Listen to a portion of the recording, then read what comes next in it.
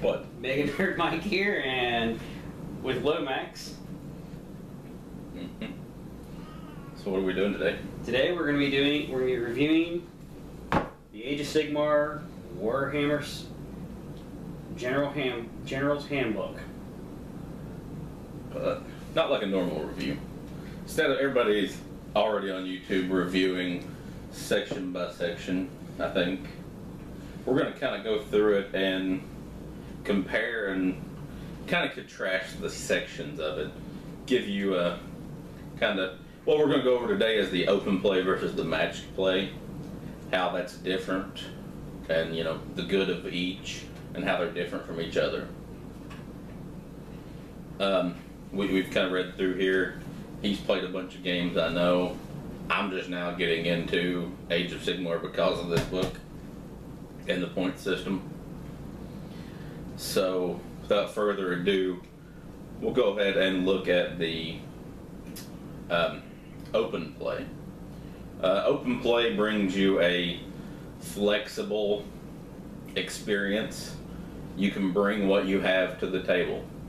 There's no points. You have no organization except for, I think it's the War Scroll battalions, which tell you you have to bring this certain these certain units to bring this battalion and get this benefit. The open rule set can really be customized with your house rules to play ever how you want. It's probably one of the best intro war games for beginners because they can go out and buy one box set and start playing. You don't have to worry about collecting a $500 to a $1,000 army before you can start playing the game. The rules are only 4 pages. They're very streamlined rules and very accessible. They're free. I don't know why I just did this. GW giving you something for free, I guess. Because we're half asleep and that's not used to that. And in the new open play, or in the open play in the General's Handbook, they have added a multiplayer section that just goes over how to incorporate multiplayer games if you're not already doing that, and 6 new scenarios for multiplayer games. I don't know if you have anything to add for open play since you've played it. Well, okay, I'll interject here. That I've been a long time Games Workshop player. Me too. I did not. I've always preferred 40K over Fantasy, and I've tried Fantasy under a couple of different editions. And I won't go into the reason why I didn't get into it, but this kind of hooked me into it, not because of its not because it resembles 40K, but because of the reasons Lomax just went over. Basically, it is.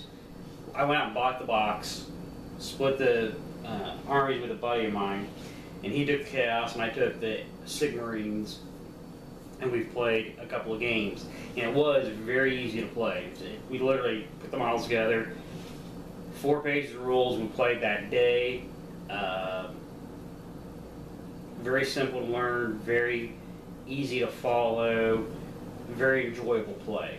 The box itself is rather well balanced, so it made it easier to play. No one felt like they were just being completely steamrolled or anything like that. So very player friendly, very good introduction to it. Like he said, it does. We didn't have multiplayers, and we didn't really play that. It's all strictly 1 versus 1 player. As a beginning fantasy player, that it'd be very easier, and very easy to learn, and I really like that type of game. It also is a very fluid game. I added a couple of boxes to that, like a couple of prosecutors, a couple of flying type creatures, and it made a lot. Didn't really overbalance the game either. My buddy added some chaos here, is that he had and neither army was truly overpowered or overwhelming. It was very fun, very good. Kids could get into it, adults could get into it really quickly and easily. And a thing I don't think we touched on in there, that I've seen a lot of people doing, is that, you know, if I want to play bad guys, and I want to play skeletons, and I want to play chaos, and I want to play, I can pretty much do that with open play. I can just buy whatever I want to and bring it. Because it's all just looking at the keywords. Yeah, like the destruction, or you know, those type of things. The factions, allied factions, essentially. Because I've noticed some things I've watched on YouTube itself.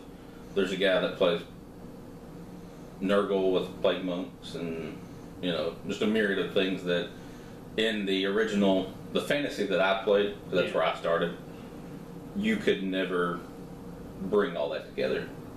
Yeah, because when I played it, is a mutual friend of ours. When I played him, he had the second or third game. He actually brought all 4 chaos powers with his heroes. Each hero representing a different power of chaos. The good thing is I brought a battle scroll force at that point, and that gave me. That actually gives you advantages. Like I could bring back, I could lose a unit, I think, and bring it back into combat. In addition to the normal powers that all the different characters had, which, like I said, it made it more interesting, it made it more of a unified army versus the Chaos Army. He brought, all 4 powers, each was a wizard. It didn't, they didn't really work well together. If he brought as a scroll, he probably had a better chance. But anyway, that's, I like the open play a lot. And one of the things that we touched on there with kind of a compare and contrast note is with the match play. I did notice that all your units must be brought from the same alliance in the match play. So destruction, death, light. What is it? Light and nature or something like that. Mm-hmm. So if you're playing a pitched battle, your army must belong to the same Grand Alliance. So you can intermingle some, but you can't have skeletons and chaos and order, chaos, destruction, and death. Those are the 4. Unlike open play, I could just buy whatever I wanted to play with it. Open play is a much more personalized army. Like you want to bring Sigmarines with dwarves and elves, because elves have the best shooting, and dwarves are the. What are these Sigmarines you speak of? Okay. Forces of order. Sigmarites? Sigmarites. Yes. I'm showing my bias. Alright, we'll move on into, I think we've covered the open play. Move into the matched play. The focus in matched play is on points and army balance. Theoretically, if your army has the exact same amount of points, they should be balanced to each other. Now we all know this is a GW product, and that is technically not going to be true in every army, but should pretty much keep it on an even, so even, I guess, battlefield. In the match play section, there's 6 new scenarios to play. And then there's the more, what I would call, not the beginner's version of the game, a more advanced version. It's using the points now. You have to pick your army from a, what's the word I'm looking for? Set list? Well, no, it's kind of restricted. There's a restriction based off of your points, how you can pick your army. You can't just bring what you want. it's almost like it's not like a force. It's not like a force. It's not like a force or organization chart, but it's basically if you bring this hero, you can bring these units type, right? That type of thing. But if you're playing 1,000, let's put it this way: it is basically a force organization chart. If you're playing 1,000 points, you can only have 1 to 4 leaders. So you're talking about this on page 107, this pitch battles. Okay, yeah. And then you need to have at least 2+ battle lines, 0 to 2 artillery, 0 to 2 behemoths, and any other units, any number. So it's basically a force organization chart. It tells you what the limit you can bring. Yeah, it's a little bit more fluid than it's a little bit more open than a force organization chart, because force organization chart is always going to be, you got to bring at least 1 HQ and 2 troops for the general force organization. Forget the even if you're looking back at the old fantasy, yeah, it was a percentile system. That's what this is more closely related to. It's because because a force organization chart is you're always going to have to bring 1 HQ and 2 troops, regardless of the points. This is dictated by the points as opposed to a set chart. Mm-hmm. The set chart. This, like we said, it's more advanced than a beginner, because you actually have to sit down and construct an army and think about your choices. And this allows for a little bit more personalization of the army than a force organization chart. Like me, I've since this came out, I've went all into Iron Jaws. That's what I'm building and painting right now. That's going to be my army for Age of Sigmar. I know a lot of people don't like the look of those, but I enjoy the new look of the orcs. And we will be doing that game later on. Match play is ideal for tournaments and ideal for quick games, because the points do limit you in your army size and how long the game should last. Unlike open play, where you can bring anything and you're just playing a large game that lasts for, hours, because you both brought 120 miniatures on each side.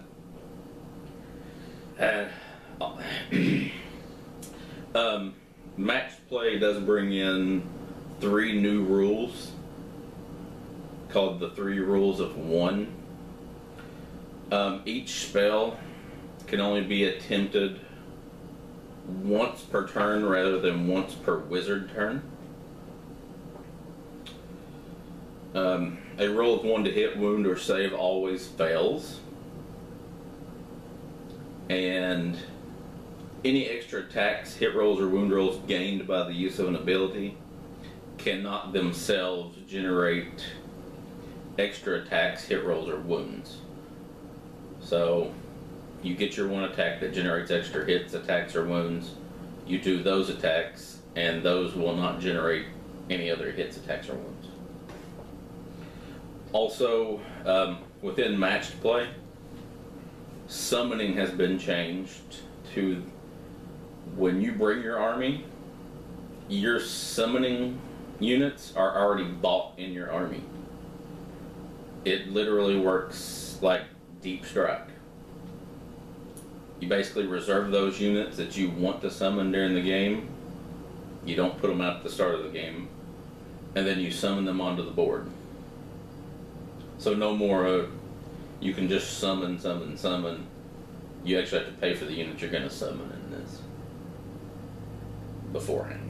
So I don't know. Plus, it's not like an endless summoning. No. Like it used to be with I don't know if the zombies or skeletons. Right. Okay. I don't know if an open play is summoning that much of an issue. No, I mean, because... Have you played against Nagash, though? No, I've not played against that, but when I had my Sigmar 8 army, I could actually set a unit. They said some units could be set aside, and as part of the battle scrolls, they could be all brought in together. Right. So in that sense, it is still... I think this is still part incorporated in the army because it's part of the battle scroll. It's not like I'm just generating units out of nothingness. Right. I think this is to tone down the just the alliance, the Death Alliance, and Nagash, where they don't pull up. Because I think Nagash is one of those really crazy characters. Another. Go ahead. Let me interject. I would not. Reading through this, it does say that it gives you 3 types of battles: Vanguard, Battle Host, and War Host. Vanguard being the small 1,000-point game, Battle Host at 2,000, and Vanguard at 2,500. I would say the couple games I've played with just the box sets and a couple other, I put it in about 2,000 points, maybe. So I was playing Vanguard, between Vanguard and Battle Host, and it never really took more than 2 hours to play any game. I mean, there was one time we actually got through a game in about a half hour. So all these games, whether you do play, I would disagree with Lomax on length of game, because I think either way is going to be it's fairly fluid game. Once you get into battle, things really start getting smoked quickly, so the battle goes pretty quickly. I think it's all pretty standard 2 hours games. What I was saying about the time limit. In a points game, you know how many points are coming. Yeah. In an open play, you don't know how many models I'm going to bring or how long is it going to last. If I'm bringing points, you roughly know this is going to be about an hour game for 1,000 points. Oh yeah, no. What I'm saying is my experience has been right that it's been, and I mean the guy I played against, he and I had never really played fantasy before. This was like these were our first forays, and we're getting into the game because of the original box. Mm-hmm. And like I said, it was about 2 hours. So I don't know if pitch battles. I see what you're saying. Mm-hmm. That you. The only thing I'm saying is, when it comes down to it, if you're playing a points game, you know how many points are coming. You know about how long the game's going to last. Okay. If I come to an open play game, you don't know if I'm going to set down 10 models or 100 models. And then how long is that going to last? Okay, yeah. That's what I'm getting at with the comparing and contrasting that point. Okay, I see, yeah, okay. Another rule added into the matched play and pitched battle section. When you buy units, you must buy them in whole units. Even if you only want to bring... basically, say you want to field 3 Liberators, you're still going to have to buy the full unit of 5 Liberators, but only bring 3. Because in the matched play / pitched battles, the units are bought in usually 5 and 10 increments. I don't know what, so that's their rules. I think that's really most of it. The only other thing I really had to go with, and this covers I think every style of play. In this book, they did add a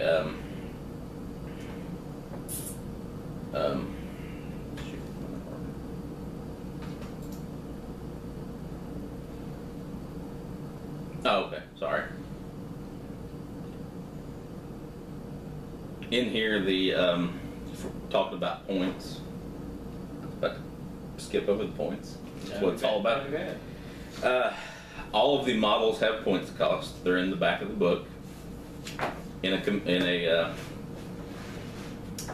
the back section,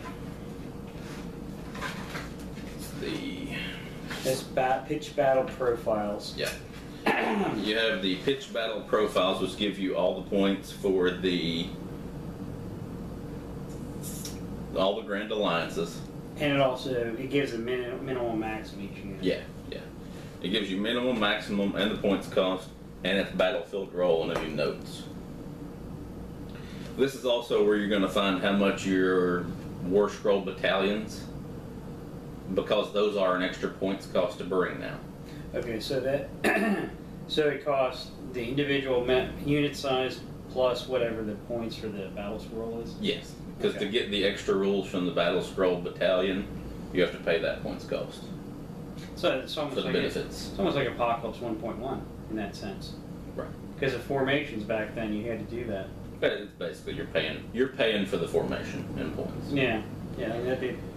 One of the really great things about this section is they've added a compendium with the rest of the fantasy models that, you know, all have points. Bretonians are in here. All of the named characters, the ones that died in the end times, are in here. The ones that they aren't producing models for are still in here. If you still have your models, you can play with them. So I really like that they added Bretonians and all of those back in here. So, you know, don't go out and burn your armies. Unless you've already done that. Get on YouTube.